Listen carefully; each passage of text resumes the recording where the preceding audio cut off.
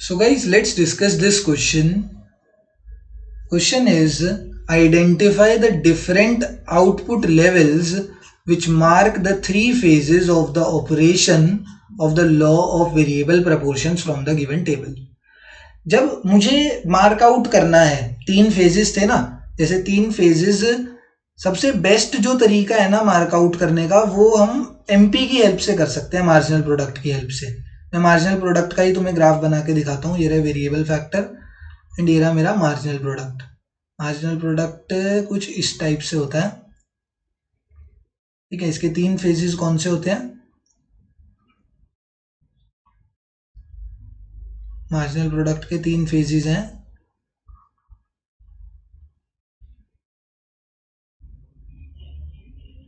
ये first phase है, ये सेकंड फेज है and this is the third phase.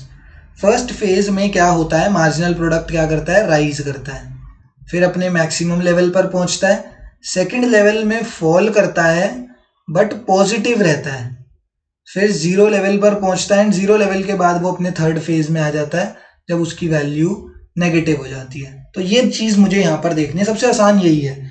Total product से ये चीज फाइंड आउट करना, टोटल प्रोडक्ट से भी हम फाइंड आउट कर सकते हैं तीनों फेजेस, बट कभी भी याद रखना, मेरी प्लीज ये बात ध्यान रखना, कभी भी ऐसा पेपर में क्वेश्चन आए कि mark out the values of, mark out the three phases of variable proportion, और ऐसे टेबल दे रखी हो तो टोटल प्रोडक्ट से कभी मत करना, मार्जिनल प्रोडक्ट पहले निकालना, ठीक है। एंड मार्जिनल प्रोडक्ट निकालने के बाद अपने तीनों फेजेस निकालना, तो तुम्हारी ना गलती के चांसेस बिल्कुल कम हो जाएंगे और वैल्यू भी बिल्कुल एक्यूरेट आएगी।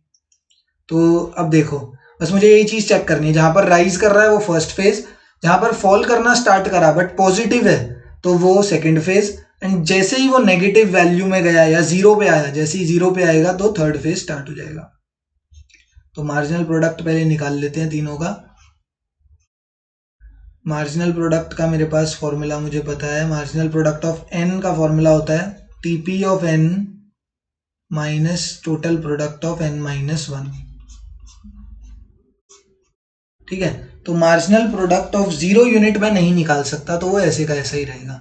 क्यों नहीं निकाल सकता? क्योंकि उसके जैसे मार्जिनल प्रोडक्ट ऑफ जीरो निकालना है मुझे, देखो, तो मुझे TP of zero minus TP of zero minus one, तो टीपी ऑफ माइनस वन हो जाएगा। माइनस वन यूनिट बना सकते हैं हम किसी इंडस्ट्री के अंदर, यार ज्यादा से ज्यादा हम जीरो कुछ भी प्रोडक्शन नहीं करेंगे, बट माइनस में तो प्रोडक्शन कभी नहीं हो सकती ना, इसलिए टीपी ऑफ जीरो यूनिट कभी नहीं निकल सकता, ठीक है। Sorry, MP of zero unit कभी नहीं निकल सकता। एमपी ऑफ वन यूनिट करने के लिए 8 माइनस जीरो करा, 8 आ गया। सेकेंड यूनिट 8 20 माइनस 8 करा, 12 आ गया। 28 माइनस 20 करा, 8 आ गया। 28 माइनस 28 करा, 0 आ गया। 20 माइनस 28 करा, माइनस 8 आ गया। तो अब मुझे यहां से चेक करना है, तो ये वाला जो फेज है ना मेरा, ये वाला देखो, यहां से लेके यहीं से चेक कर लेते हैं।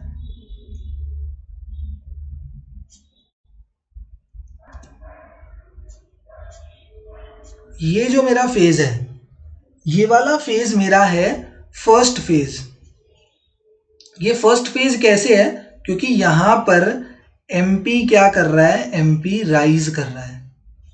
फर्स्ट फेज में क्या करता है, एमपी राइज करता है, देखो 8 12 राइज कर रहा है। उसके बाद ये वाला जो फेज है, ये मेरा सेकंड फेज है, क्योंकि यहां पर एमपी क्या कर रहा है, फॉल कर रहा है। फॉल कैसे पता लगा, देखो, पहले 8 से 12 वैल्यू ही तो राइज कर रहा था, अब 12 से 8, फिर 8 से 0, तो ये वैल्यू क्या कर रही है, एमपी की फॉल कर रही है बट पॉजिटिव है। सेकंड फेज में मुझे क्या देखना था, फॉल तो कर रही है बट पॉजिटिव वैल्यू होनी चाहिए, तो 0 और 8 दोनों पॉजिटिव है। जैसे ही वो नेगेटिव वैल्यू में गया, मेरा थर्ड फेज स्टार्ट हो जाएगा, एंड थर्ड फेज में क्या होता है, एमपी मेरा नेगेटिव हो जाता है, एंड एमपी नेगेटिव हो गया है यहाँ पर। तो ये रहा फर्स्ट फेज, ये रहा सेकंड फेज, ये रहा थर्ड फेज। फर्स्ट फेज, और इनके नाम भी होते हैं, फर्स्ट फेज का नाम होता है increasing return to scale, second phase का नाम होता है, sorry, increasing return to factor, इसका नाम होता है diminishing return to factor, and इसका नाम होता है नेगेटिव रिटर्न टू फैक्टर। ये भी पता होने चाहिए, ठीक है। Increasing return to factor first 3 units के लिए है, 0 1 और 2 के लिए, 2 यूनिट्स के लिए है।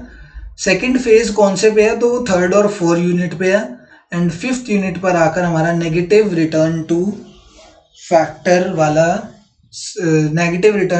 वाला फेज स्टार्ट हो गया। ठीक है ना। तो हमने यहाँ पे मार्जिनल प्रोडक्ट की हेल्प से तीनों फेजेस को बताया, हमारे लॉ ऑफ वेरिएबल प्रोपोर्शन के तीनों फेजेस यहाँ पर डिपिक्ट करें। ठीक है ना। Thank you.